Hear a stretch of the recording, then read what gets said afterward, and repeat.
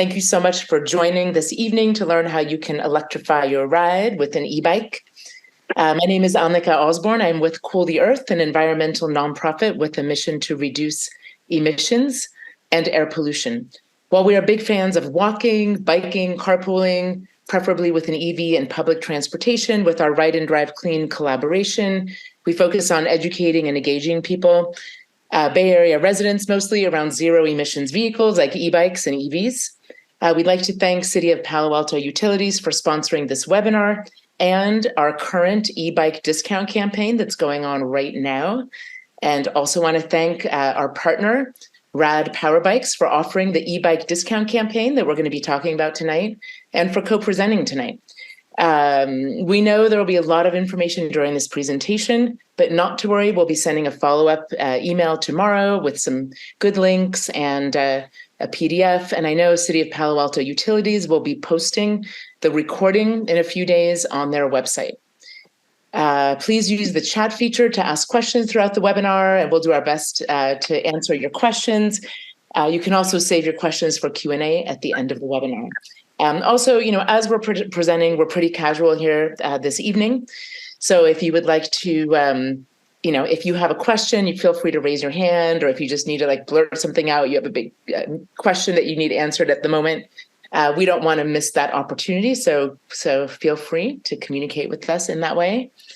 So just a tiny bit about me. I'm just your host tonight. It's mostly going to be Manny and Carlene. My family loves to bike. We do a lot of mountain biking here in Marin County and e-biking when we're on vacation. We don't own e-bikes yet, but we love to rent them when we're out and about.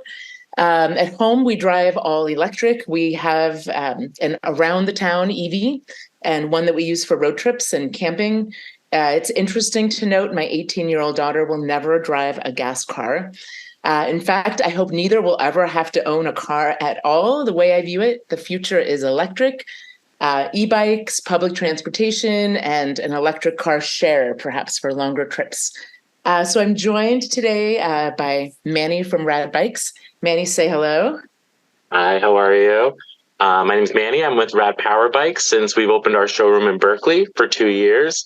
And it was the second showroom for our company, which is expanding its footprint and having more in-store experiences since we've mostly been a direct-to-consumer e-bike company. And we're the largest in the country. And we also have stores in Canada and in the Netherlands. And I'm really excited to share my passion for cycling in general and for the future, like Annika mentioned, about e-bikes. Awesome. And I would like to introduce Carlene Cullen, the executive director of Cool the Earth. She's an avid e-biker and a great advocate for e-biking. Carlene, take it away. Yes. Okay. Hi, everyone. As Annika said, Carlene Cullen, I'm the founder and executive director of Cool the Earth.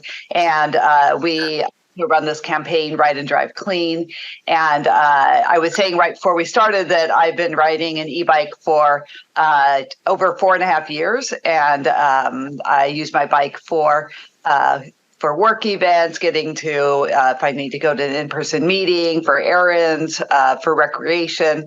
So I just actually got back from running to CVS, biking to CVS. So, have a lot of miles, and I'll talk a little bit about that. Next.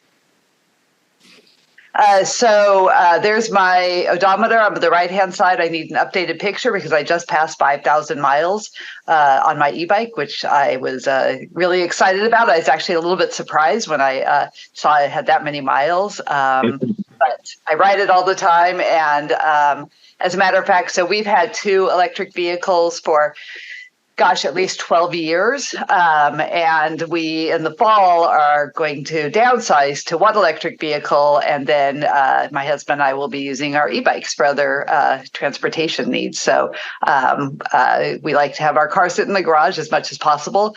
And so on the other side, this is just kind of a fun photo to show that e-bikes are available for basically anyone. That's me in the blue jacket and a friend of mine who was a former pro NBA player, and we went out and I took my bike, rented him a bike, and he's He has bad knees, as you can imagine, after playing ball for that long, and loved riding an e-bike. So next.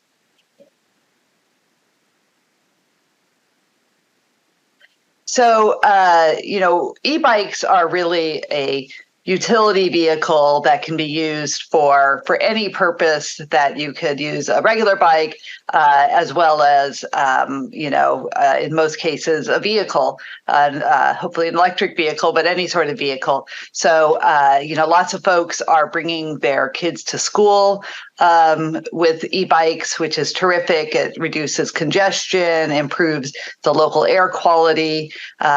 People are taking trips with friends on their e-bikes, which is a lot of fun, getting kids to school, et cetera. So they're really all around utility purpose, and can be used for basically any of your transportation needs. And as a matter of fact, last week, we took our bikes on the train and went up and did some riding up in Sonoma. And so that's a really great, totally car-free trip and enjoyable afternoon. So next. So our joint mission is to reduce carbon emissions and improve air quality. And while we, definitely work on promoting electric vehicles, everybody always asks me, they want to know what my favorite electric vehicle is. And my response is always my e-bike. So we know that e-bikes have the smallest carbon footprint of, especially compared to an EV. And then when you compare it to a gas car, it's really quite dramatic. So we are excited about the new possibilities with e-bikes, and really for reducing our carbon emissions, which is very clear we need to do so as absolutely rapidly as possible. Next. So today we'll have this broken down into 4 sections. 1 is talking about the big picture. 2 is talking about where you're at. 3 is your setup, where the rubber meets the road, and then talking also about the e-bike discount campaign we have with our partners, Rad Power Bikes. Next. So the big picture, you don't have to worry about traffic. Parking's really easy. It's fun and healthy, and you can go further for longer while still getting exercise as much as you want. I think that's one of the things I really want to emphasize. We primarily promote pedal assist bikes. I know Rad Power has some other throttle bikes as well. Manny can clarify all of that, talk about those options. But I get a lot of questions about, do I use the battery all the time? How much do I pedal? And it's really up to you. You can pedal your e-bike with no battery at all, or you could power it with the maximum battery input. So for me, I had knee surgery a few years ago, and starting off pedaling from a stop on a traditional bike was kind of too much torque on my knee. So I always set my battery for high when I'm going from a stop to a start. And that really relieves any pressure on my knees. And then, of course, if I'm going uphill, I use it more. So it's very flexible, and your range really depends on how much battery you use. So I've gone on 60-mile trips and still have had battery extra available. So it's really a multi-purpose sort of transportation option. Okay, next. So one thing that's really important, especially in the Bay Area, is that infrastructure has improved dramatically over the past few years, and it will continue to improve as e-bikes and regular biking becomes more and more popular. It's, you can see many, many communities where you're now regularly seeing people on bikes. And, when I ride, I will take the back roads. I will also oftentimes take a road that maybe has a hill that I would never take a regular bike on, a non-electrified bike. And so it's, if there's not a street I feel safe on or that has too much traffic, I simply go around it. There's always some back roads. And with an e-bike, if I'm in a rush, I just turn up the power and get there more quickly. I have a class 1 bike that the battery cuts out at 18 or 20 miles per hour. So I can't go that fast, but I can certainly go fast enough to not worry about taking some back roads. So that's a real joy as well. Okay, next. So where to begin? Annika, is this still me, by the way? Yes. Okay, so nervousness is normal. I think the number one thing that people ask me about is safety while riding, and also just this is a new technology. And I think it's really important to understand that this is new to a lot of people. Maybe you haven't been on a bike for a while, but it's they say it's like getting back on a horse. It's very it's easy to do once you jump into it. So next. So I think one of the big things is, expect change. Balance and handling is definitely something that, I would get out and practice on non-busy roads. So I always tell people, take a test drive on the bike, go down some, smaller streets, get used to the balance and the handling, look for the new routes that are bike safe, and like I said, you can go on some of the back roads as well. So as I mentioned, practice, getting on and off, starting and stopping. That's definitely an area to practice, because the battery can help you move forward, but you want to make sure it's at the right calibration. Parking and locking, I always look for locations that have high visibility. Some of the bikes have tracking devices on them, or I just purchased a third-party tracking device that will tell me on my app where my bike is at all times. If I'm leaving my bike for an extended period of time, I will usually take my battery with me, especially if I'm leaving it parked outside overnight. And there's starting to become more bike lockers as well. So there's a number of options just to make sure that your bike is secure, because it's definitely an investment. Next. And then what can I carry? So obviously here's some kids that you can carry with you. I have 2 of the panniers on my bike that I always just keep on there. And I can fill up those bags with the equivalent of 3 full grocery bags. So you can really carry quite a lot on the bikes. They're sturdy bikes, and definitely meant for hauling things as well. Maybe I'll put in the chat, or if I can, or share this later, that we also can carry, we have a dog carrier. And so we put our 30-pound dog, we attach the carrier, kind of like a kid carrier, to the back of our bikes, and went on an e-bike ride with our dog this weekend. So you can carry a lot of things on an e-bike. Okay, next. Okay, thank you so much, Carlene. We're going to bring it on over to the next section, section 3, your setup, and Manny is going to help us out with these slides. Hey, so thank you, Carlene, for sharing all that awesome information. I definitely have maybe some, I don't want to say redundant information, but some information I can extrapolate on as we go through the next section. If you can move forward to the next slide, please. So e-bikes, how do they work? What's the fundamentals? So all e-bikes have a motor and a battery. Those are the basics, and that's what helps propel and supplement the work that you're doing. The types of motors that are available are front wheel motors, rear wheel motors, and mid-drive motors. And the front wheel motors and the rear wheel motors can be broken down into geared hub drives or direct drive hubs. And the difference between those two are electromagnetic, and geared is exactly what it sounds like. It's a bunch of gears inside. And the way they are propelled are by sensors. So when you pedal the pedals, or maybe you may not have pedals because you may have a full throttle vehicle, which we'll move forward.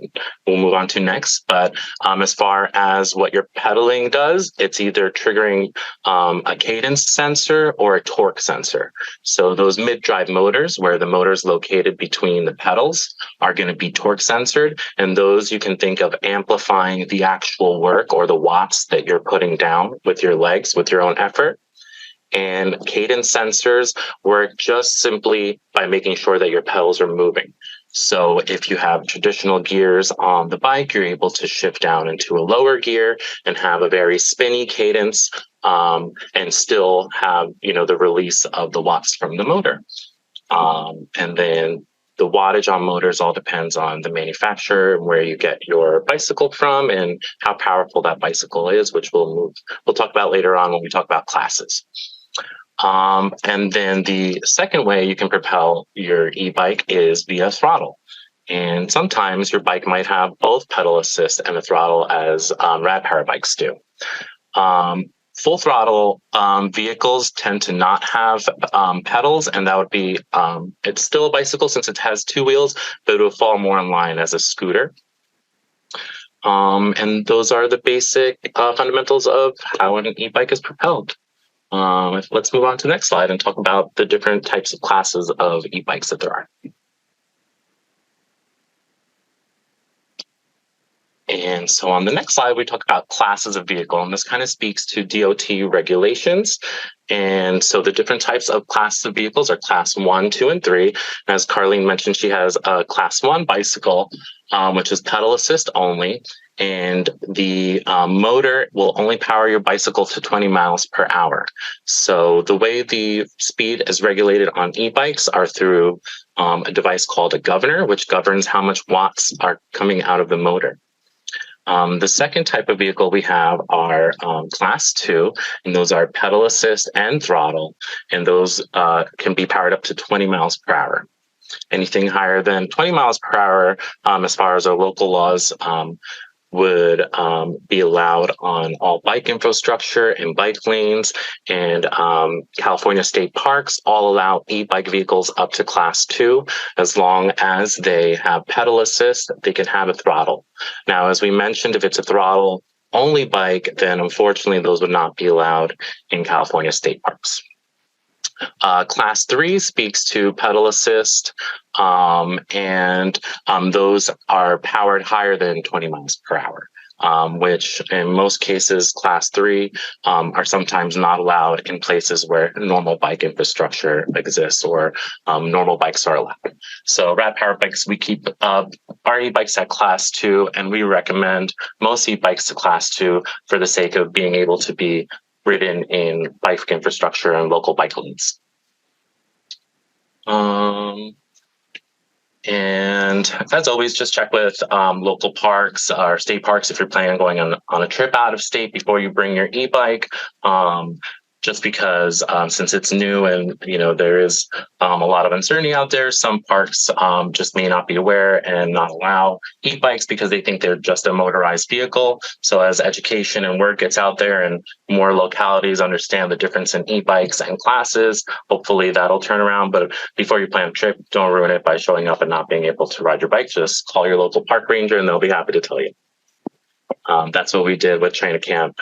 And that's how we found out we could ride our bikes in California State Park. And now they use one of our bikes to do trail maintenance. We can move on to the next slide if no one has any questions. And we can talk about the plethora of different e-bikes you can choose from.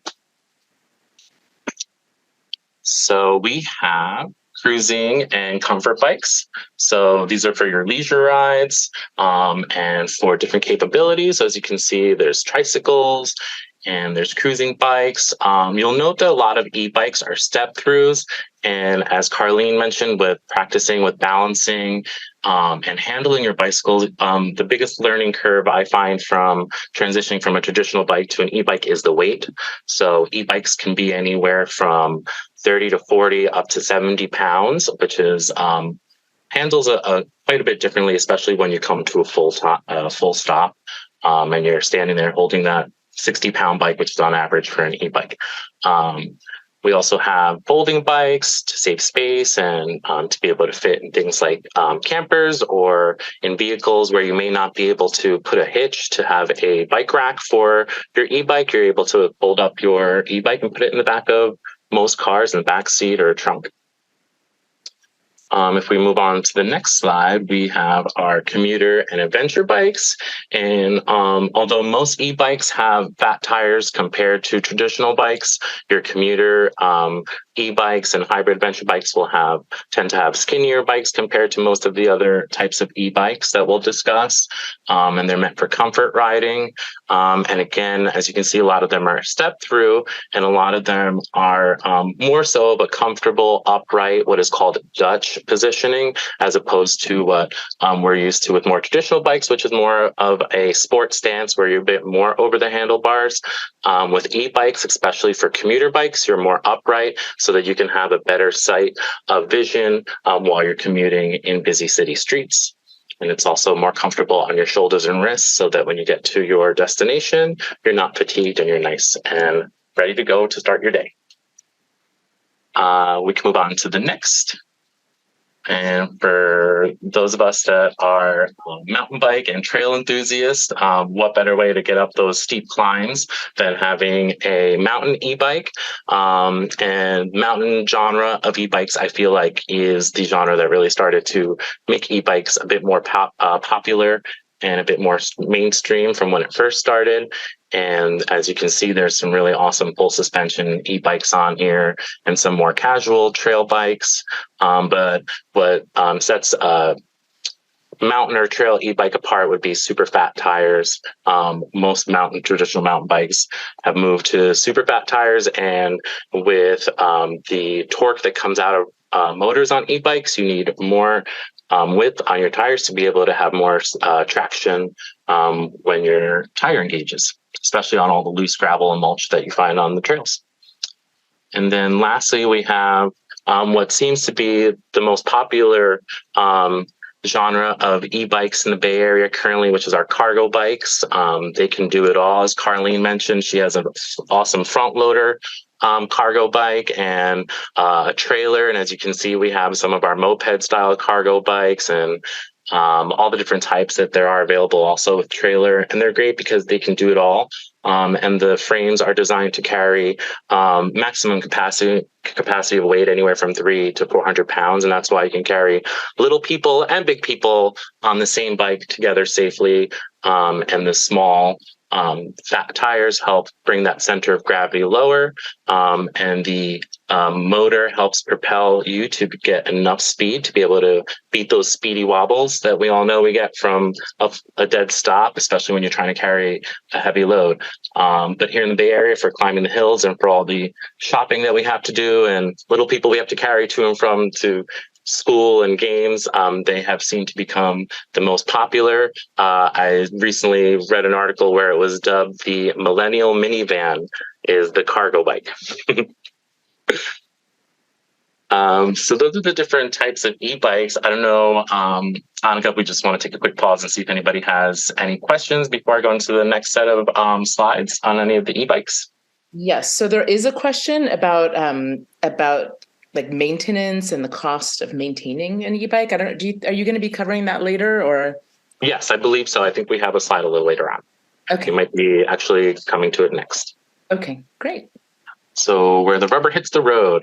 So we have all the different consumables and fun accessories and things that you can purchase to add onto your bike, just to make the experience that more fun and that more comfortable and that more efficient. So for the cargo bikes, you'll notice this very rare kickstand. So it's a center kickstand that helps keep your bike nice and stable while you're loading it up with all of that weight, or while your little ones are climbing on to get into their seats. And obviously you always have to have a snack bag. You need some road munchies. Next, we can talk about security. So definitely, with the popularity of e-bikes, so has the popularity of stealing e-bikes have risen, especially with the recent rise in crime in the Bay Area. We want to make sure that we're protecting our awesome commuter and not getting it stolen. So investing in a really great lock. Here in the slide, you can see what is called a wheel lock.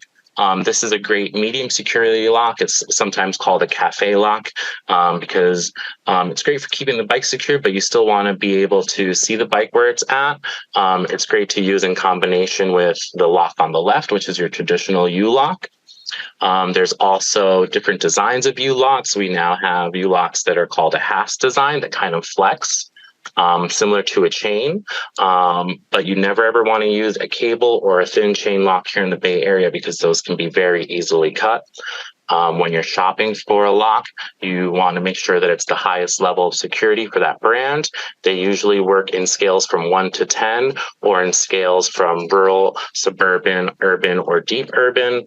And for the Bay Area, you'd want to go urban or deep urban above.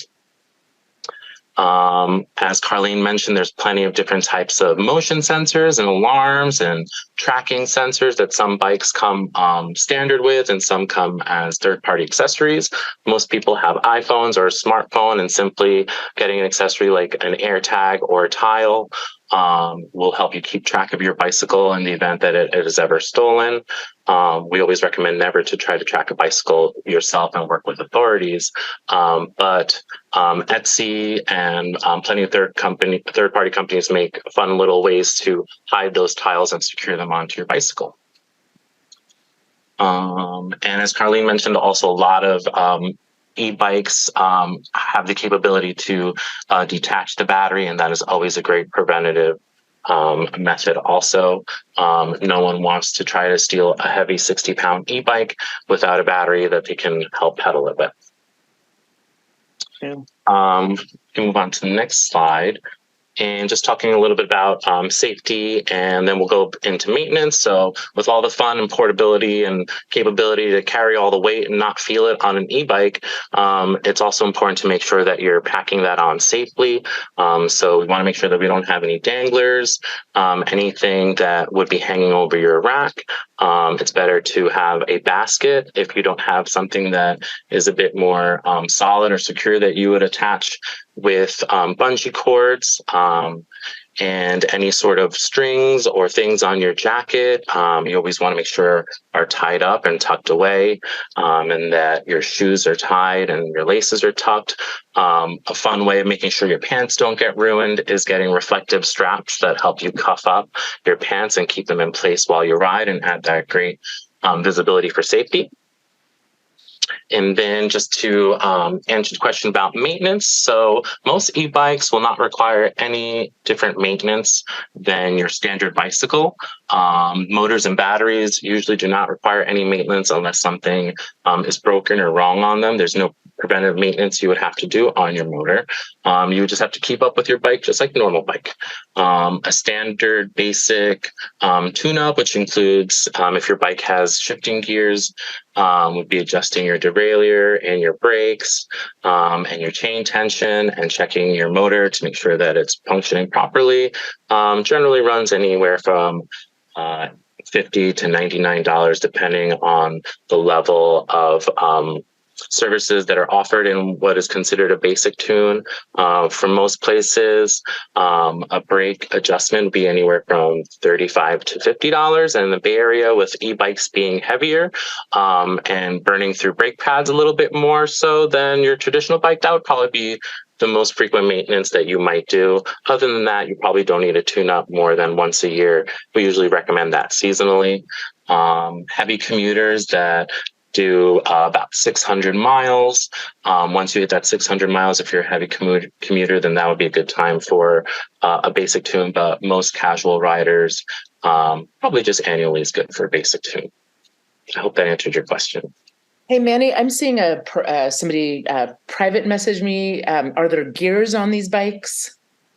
Yep. So it depends on the e-bike. Some e-bikes are just single geared, and some e-bikes have multiple gears, just as traditional bikes. So some traditional bikes are single geared, and some have multiple gears. At Rad Power Bikes, we have both single geared bikes, and our geared bikes are up to 7 gears. And for most folks, even a single gear with different varied levels of pedal assist works just fine, especially if you're in places that are super flat. If you start to do some hills that are about 10% or more, then maybe you'd want to look at a bike that has gears so that you're able to shift and have a little bit more freedom in your cadence for those climbs. That's great. And then also another question about what does the throttle do? Could you talk a little bit more just about the throttle, the purpose? Sure. So if your bike or e-scooter is throttle only, so that would be the primary way you'd be propelling that bike or that scooter. And it would be the same as the gas pedal in your car, or if you've ever ridden a scooter, a bird scooter, or a lime scooter, it'd be similar to that as well, depending on the style of throttle. Some of them are round, some of them are like a paddle, and some of them are like a button. But essentially, you're utilizing that to release the watts from the motor. In bikes that have both pedal assist and a throttle, it's just an extra feature. Carlene mentioned a really great way to use it, especially with folks that may have issues with their knees or their shoulders or their wrist. Taking off from a full stop requires a lot of energy and puts a lot of strain on your major joints. So with the advent of a throttle on an e-bike, you can simply just stay in your saddle, slowly release the throttle until your bike starts moving and getting enough momentum, and then you can just start pedaling. And at no point would you ever have to put any forward motion on that bicycle to get going from that full stop. Okay, great. Thank you. Mm-hmm. All right, more safety. Here we go. Helmets. So this is a really great visual on how to wear your helmet properly. So you just want to make sure that it's snug on your head. The most important part is you want to make sure it covers the back of your head. That's the most important part of your skull that you want to protect. So if you notice, most helmet designs have that part that dips down in the back. So you want to make sure that that clears the nape of your neck. Helmets can be broken down into MIPS and non-MIPS, and I believe there's even a newer technology that's better than MIPS. I apologize for not knowing the name offhand, but you have traditional bike foam, and then MIPS is a high absorption foam that functions better at higher speeds. So we definitely recommend MIPS helmets for e-bikes. And I've seen plenty of people riding full-blown motorcycle helmets wearing e-bikes, which is just as appropriate. They offer much better protection than a traditional bike MIPS helmet even does. Some helmets have really great features like blinking lights and reflectors and aeration, and they're all kind of developed for different styles of biking. What's more important is that it fits well on you and you feel like you look good in it, because then you're actually going to wear it. So that's one for sometimes where aesthetic may take the lead in your decision making, and that's good because you want to feel great in it so that you wear it more often. And one little bit about maintenance that just came into the chat. What about flats? Flats seems like it's difficult to fix on the road. Yeah, so that's more so because of the weight, as I mentioned earlier, makes it difficult. Other than that, it would be no different than changing the flat on your standard bike, except the rear wheel, at some point you will have to unplug the motor in order to get that wheel off. But there's tons of great protection that you can get for your tires to help prevent the likelihood of a flat. There's different types of sealants you can install in your tube, or liners that you can put between your tube and your tire that help mitigate that. But unfortunately, it is an inevitability when you're riding a bike, especially here in the Bay Area. with all the stuff that we have on the road to get a flat. So it's always great to have a repair kit with you, and take a course. So we offer workshops and we have Fix a Flat 101. So it's always great to have a repair kit with you, and have the independence to be able to change a flat in the field. What I find helps with the weight of the bike, which is not standard or not normal, but you'd be able to do with a normal bike, like flipping it over, since e-bikes are so heavy. But I find just laying it on its side, you're able to work on and change that flat just as easily as flipping it over. So if you're ever in a pinch and you get flat and you're fixing the field, you can always pop it off on its side. And then are there airless tires? There are airless tires, but from what I understand of the market right now, I haven't seen any e-bikes with those. Those are kind of novel still, but there are foam tires. They greatly impact your rolling resistance. And so that's something that is somewhat of a new technology that I don't feel is being invested in as much, but they are out there. The difference tires that you would see that are more standard would be just a tube tire or a tubeless tire system, where your tire is sealed to the rim and there is no tube. And then is there some sort of roadside assistance? Like we have AAA with cars? Not at the moment. I think that's maybe an opportunity for somebody for a business. But there is a mobile bike service called VeloFix, which is a national franchise. And we do have a couple of VeloFix here in the area. I know there's a VeloFix of Sonoma Valley. But unfortunately, I don't think there's anything that is at that level yet. Check with AAA, because my wife asked that a couple days ago, and they said they would pick it up and tow it somewhere. They won't fix it. So, that's great to know. Something to check on. Absolutely. Yeah, well, I mean, touching upon that topic, there's also going back to security, protecting your bike. So homeowners insurances, there's actually some bike specific insurance companies out there like Sunday and Lemonade. So also after purchasing an e-bike, always add that to any insurance policy that you have, because that in the event that you have a bike theft, at least you'll be able to get a new bike. Great. All right. I put up the next slide. We're going to talk about rules and street safety. For sure. So in California, children under 18 must always wear a helmet.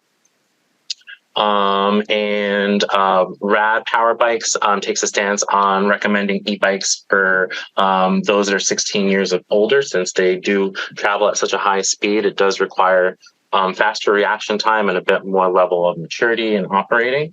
And as always, all cyclists must obey all local traffic rules, stop signs, stop lights, it's obvious. But we want to make sure that if you do have children that are riding on e-bikes and riding along with you, that they understand those rules as well. If there's a bike lane in a road, you must always use the bike lane. And you always want to make sure that you're riding straight and predictable and never making any sharp or irregular movements when you're riding next to a vehicle, and that you're always following the traffic rules.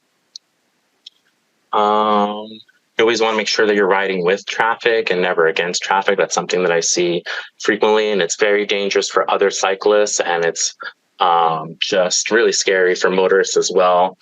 So you always want to ride with traffic. That's the law. Absolutely. Okay. Taking the lane.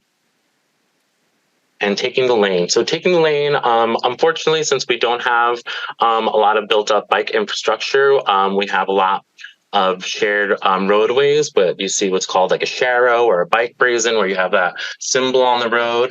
But in the event that you don't have that symbol on the road indicating that it's a shared road, for safety, you should always feel confident to take that lane, which means you do exactly what it says. You take your space, you claim your space on that road. You are a vehicle, according to the DMV and to California DOT. So you have every right on that road as well, to ride side by side. You just want to make sure that you follow the rules of the road. You definitely want to use hand signals. And you definitely want to make sure that you have some lights for visibility for sure, tail lights and headlights. Great. Thank you so much. I see there are a couple questions, but we'll move those over to the Q&A. I want to make sure we have a chance to talk about this amazing e-bike discount campaign that we have going on for the month of September. So we've partnered with Rad Power Bikes, and we're sponsored by City of Palo Alto Utilities to run this e-bike discount campaign. I think this is our third e-bike discount campaign that we've done in the last few years.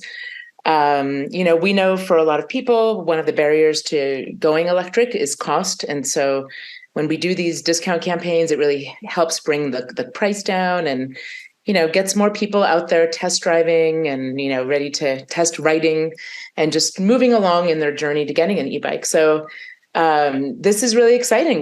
For this particular discount campaign, we're offering up to $400 off for the month of September. At Rad Retail, the Rad Power Bike store in Berkeley. So it's a $99 off. And that's also for sale bikes for any other promotions that are going on. So that's really great. They're offering free bike assembly, a complimentary tune-up, and a free e-bike accessory gift. Which, I guess Manny can talk a little bit about that in a minute. But the way to go about doing this is the first thing you're going to do is sign up on our website, and I'll actually demonstrate our website, our e-bike website or webpage momentarily. But you can either purchase the e-bike in store in Berkeley or by phone. You can call them up and order the bike that way. And in addition to saving money with this e-bike discount campaign, there are other incentives available. There's the California e-bike incentives program that's coming here in the next month or so. It's mostly for income qualifying folks. And the good news is that Rad Power Bikes will be a participating retailer. The resource that I always go to learn about this and the status, this was actually supposed to be launched in Q1 this year, is Cal Bikes. They have, a lot of great information about this. There's another program if you want to scrap a car that is 2005 or older. You can, and your income qualifies, you can use the Clean Cars for All grant program. So you can scrap your car and get $7,500 toward an e-bike. And then the additional money, $2,000 in this case, can go toward public transportation. So that's a really good, interesting program. Contra Costa 511, if you live in Contra Costa County, they have incentives. Peninsula Clean Energy, Silicon Valley Clean Power, EBCE has one coming soon. I know AMP has one as well, Alameda. And this is a great resource. We'll put this in our follow-up email, but it shows about all of the incentives available all over the world. In fact, somebody's tracking all those incentives. So pretty handy to have. And, I just want to talk a little bit more about, what we're doing here. Like our mission at Ride and Drive Clean is really to help you go electric. One of the best things that you can do is to schedule a test ride over at Rad Retail in Berkeley. They're also partnering with Actera, also funded by CPAU, this weekend for e-bikes and EVs in the park in Palo Alto. That's on Saturday from 10 to 12. So you'll have the opportunity to test out some e-bikes there. And then, just this e-bike discount campaign, we're just trying to make it easier for everybody to go electric. I will be sending this link in the follow-up email that you'll be receiving tomorrow. So this is the link to how you would participate in the e-bike discount campaign. So there's some information here about the campaign, talking a little bit about, e-bikes, safety. Oh yeah, Manny was telling me September is e-bike safety month, Safety September. It's really great. Yeah. So we have, as in the workshops that I mentioned, we have one every week this month. Normally we only do two.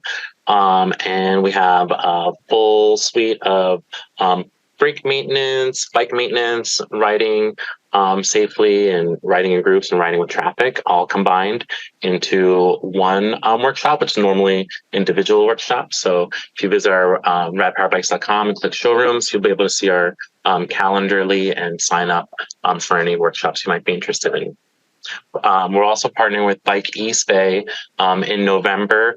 So Bike eSpay is a certified cycle instruction organization here in Oakland, and we will be hosting a e-bike safety education course through the League of American Cyclists with Bike eSpay.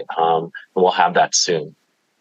And I know people come to these webinars from all over the Bay Area. I just want to let you know that every bicycle coalition throughout the Bay Area is offering training and courses right now, just to make sure everybody is aware of how to ride their e-bike safely. I know we're local here in Marin County. The Marin County Bicycle Coalition is offering safety classes for parents and their teens as well. And this is really common throughout the Bay Area. Silicon Valley Bicycle Coalition is doing education as well. So anyway, getting back to this e-bike discount campaign. So you can get to this page, the offering, and then this is sort of how it works. You would basically just sign up here, first name, last name, email, phone. When you submit this form, you will receive an email. You'll get a screen that comes up confirming that you have signed up, and then sometime in the day you'll receive an email with a code on there that you will use when you go into the bike shop or via your phone. So they're not able to use online orders, like you can't apply these discounts to the online orders, but so you have to go into the store or make a phone call. When you make that phone call, we can place an online order for you manually if you're not able to come to the showroom, and that would be unfortunately a box bike that gets delivered. So just something that if you're not able to come down to our showroom, we can make an exception for you. But otherwise, I know part of the discount campaign is assembling the bike, and then you can also have the bike delivered. And there is a delivery fee to certain areas, but still great. Okay, maintenance. I am just looking through the chat right now. If anybody has any questions at all, please feel free to raise your hand or unmute and ask the question. I'm seeing here, do you have a program through which we can experience using an e-bike before making a purchase? At our showroom in Berkeley, that is the apex of folks' visit, is to be able to test ride every bike that we have available. We do test rides every day. We're closed on Mondays.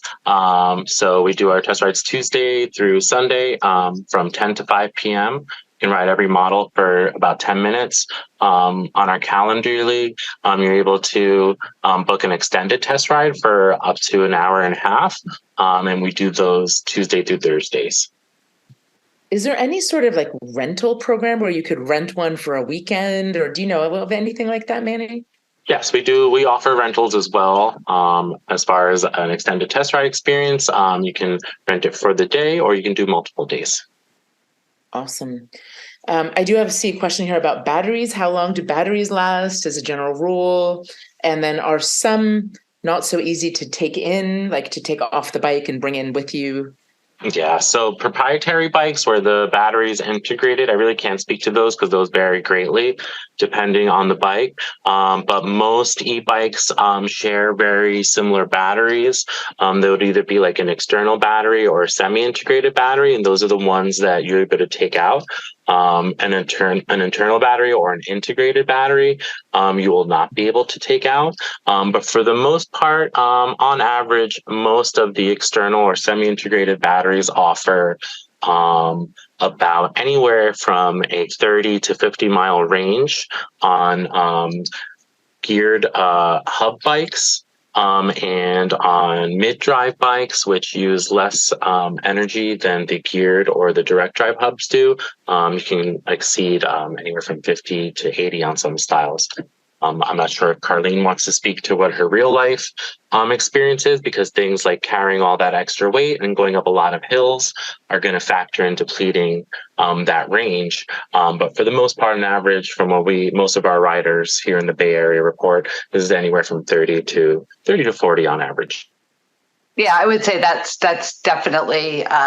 I tend to get a little bit higher than that, but it really depends, like you said, Manny, on how many hills there are, and also if I'm going to a meeting I live in Marin. If I'm going to a meeting in San Francisco, I want to use a lot of battery because I want to arrive not sweaty, and I just want to get there quickly. So I'll tend to use more battery on those sorts of rides. So I wasn't sure if this meant, like, do you ever have to, like, replacing your batteries after a certain number of years also? Yes, so most batteries' average lifespan, if they're not being overcharged, is a solid 6 years. Okay. Yeah, and so, I've had mine for 5,000 miles, and my battery still has full capacity. So I haven't seen any sort of degradation at all.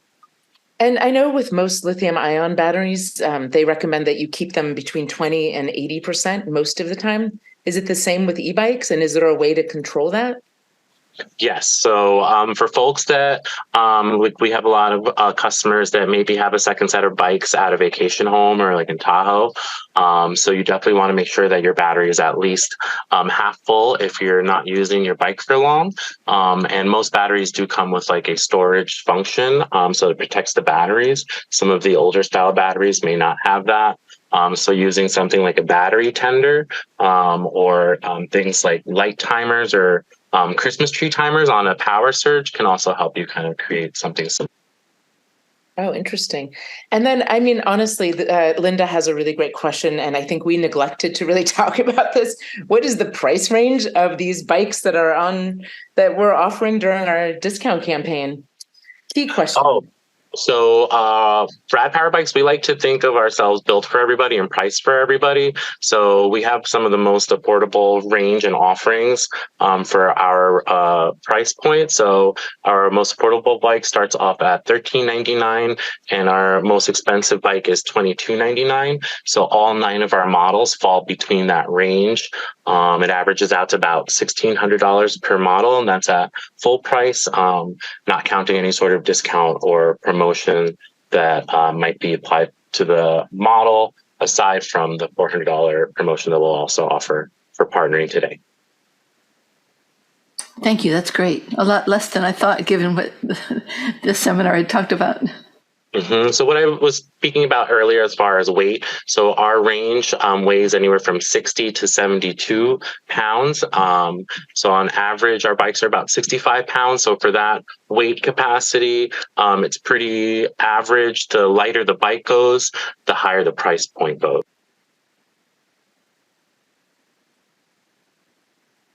Yeah, I will say this is, as I mentioned, this is our 3rd discount campaign, and Rad Power Bikes definitely has the most affordable. It's like the great value bikes. Yeah, that's a great. And I also, Ken, I see every hand up. I also want to mention that we have a special e-bike rack for the back of our car because of the weight for the e-bike. So we got that as well. Ken? I'm wondering about motors. I've been looking at a couple of bikes. First of all, it seems like there's less of a selection right now, at least of affordable bikes than usual. I wonder if you'd comment on that. And then just a second question. Where I have been looking, mostly at Sports Basement, they have some Bosch bikes with Shimano gears, and they're saying the motors last longer and less likely to be a problem if you go with good. So anything to speak about quality of that as well. Yeah, so Bosch is definitely one of the top line components for not just bikes, but vehicles. And as I mentioned earlier, with the mid-drive motor being the more efficient motor, it takes less of a beating than a rear gear hub motor does, especially if you're doing a lot of climbing. So the mid-drive motors in general are going to offer you more efficiency for your battery and for the component itself. But the trade-off is it doesn't provide as much torque and as much climbing power as a geared motor or rear hub motor. So all the different motors aren't, I don't like to think of any one as better than the other. It's more so what your needs are and what your capabilities are. I was thinking it would be great to just share your website just so people can take a look at the offerings, Manny. So I'm going to do that right now, but maybe you can guide me a little bit. I'm not sure the best place to go. And Ken, I think, had a follow-up question. Oh, I'm sorry, Ken. Wasn't addressed. That's okay. I'll watch with everyone else I can follow up in a minute. So as we mentioned, this discount campaign, it's $99 off of all bikes that are here on their website or in their store, even the ones that are discounted already. So just to give you an idea of pricing. Yeah, that's a great screen because when you click onto Ebikes, it kind of just gives you kind of like a virtual experience of what we do in the showroom. So this is a great screen because it just has the grid of all the bikes and the price point. There's also a tool on there that kind of helps you kind of figure out what bike might be right for you. But yeah, this is a great screen to show all the different price points for sure. Yeah, and I like the compare feature, so you can kind of check a couple of those and see how they hold up next to each other. That's cool. Nice step through. Carlene, you were recommending step through, like just a little easier to manage, maybe? Yes, definitely. In New York City, I'll rent city bikes, and they have e-city bikes as well. And definitely the step through I find much easier than my bike, which has a low crossbar, but still, like when I get a new e-bike, it'll be a step through. Great. So these are basically the only bikes that you offer, right? This is like your full line. Yes, that's our full line that's live. In the showroom, at times we have some of our legacy models, which are models that are no longer available on the website. So we might have some of those in the showroom from time to time, but these are all the bikes that we have now currently in our lineup. That's great. So do you have them all available for test rides? Yes, you can ride all bikes. We have them with various accessories. For any of those that have children, we have all the different seats and passenger carrying accessories that you can mount on the bikes and also test ride. So you can test ride with your children as the passengers on the back and get a full feel of what it would be like. So in terms of accessories, I know part of the discount campaign is like $40, up to $40 of accessories. Can you go into that a little bit more? Yeah, so we have about 5 accessories that are complimentary, that fall in that $40 range. And then anything that exceeds that, we'll be able to apply that $40 to a higher price accessory. Really nice. Some of the accessories would be like, as you can see, the mirror.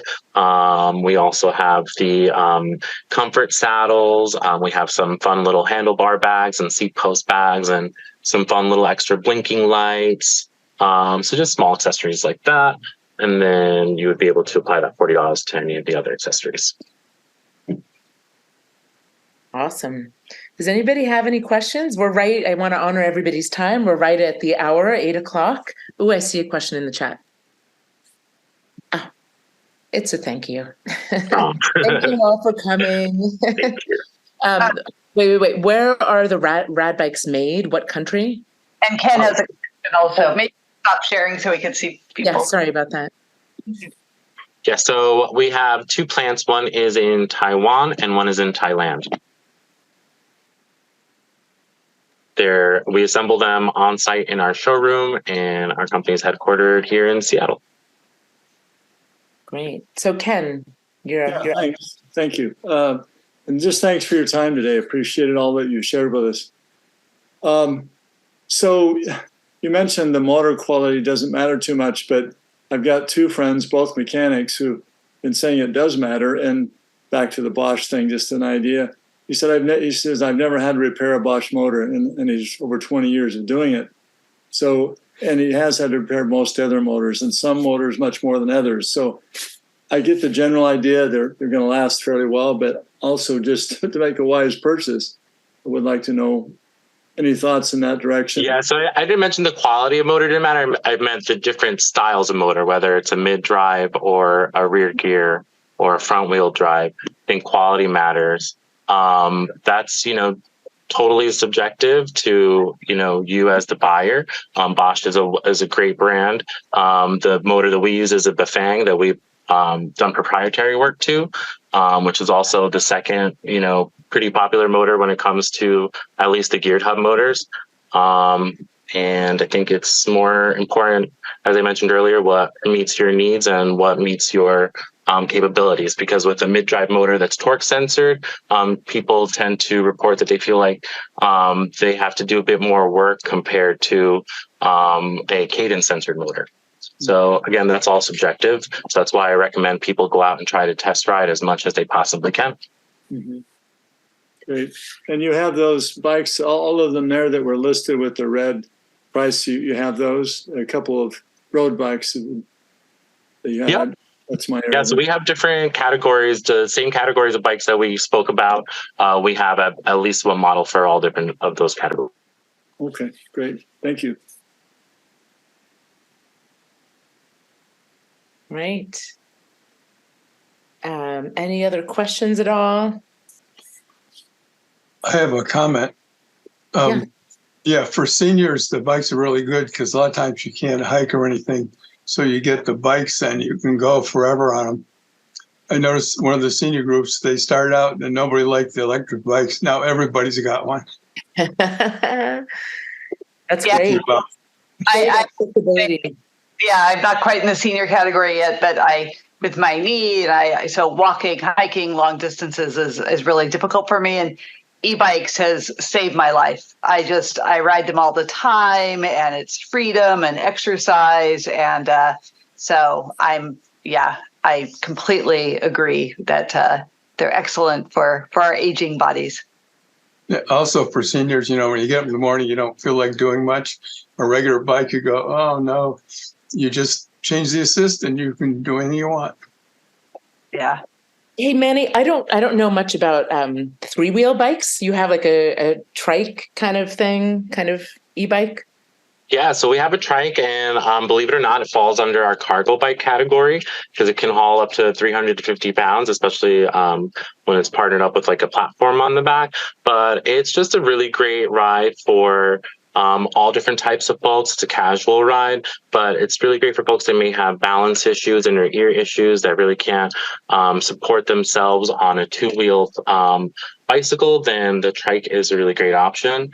But it's also just really fun. I've seen the trike at Bike Party, which is like a local event here in Bay Area where bike enthusiasts go out and ride bikes together. And I saw it used to carry a giant speaker to play music for the whole crowd that was riding. So it's definitely not just for folks that have mobility issues. It's just a really fun casual ride.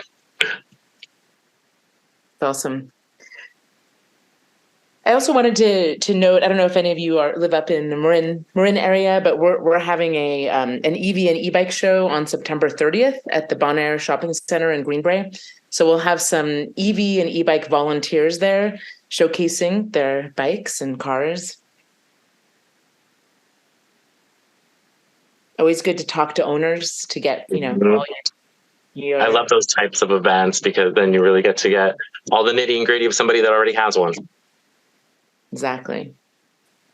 All right. Again, thank you all for coming. I don't see any more hands raised or any questions in the chat. It looks like people are leaving. I'm going to keep this on here for 30 seconds or so. If we don't see any more questions, we'll go ahead and end the webinar. Again, I'll be sending a follow-up email through info@Ride and Drive Clean. That should come in your inbox sometime tomorrow. Thank you, everybody. Hope to see some of you on Saturday. Question, Ken, or is that a goodbye? Yes, we do have one final question. Okay, good. I've been shopping and it's been hard to find a decent bike in the sense that I've heard there's a lot of either supply chain issues or post-COVID. Could you speak to that at all before we go? Just have you noticed anything with demand? Not in the past 2 years, maybe at the onstart of the pandemic. But for the past 2 years, we have had no issues. To the contrary, we have too many bikes, which is why we have a lot of promotions this past couple of months as we try to clear out for all the fun new models that we want to release next year. Gotcha. All right, cool. Thank you. Awesome. Thank you so much. Thank you, Manny, for all the great information. Thanks, Carlene. All right, thank you. Thanks for setting this all up today, y'all. Bye. Absolutely.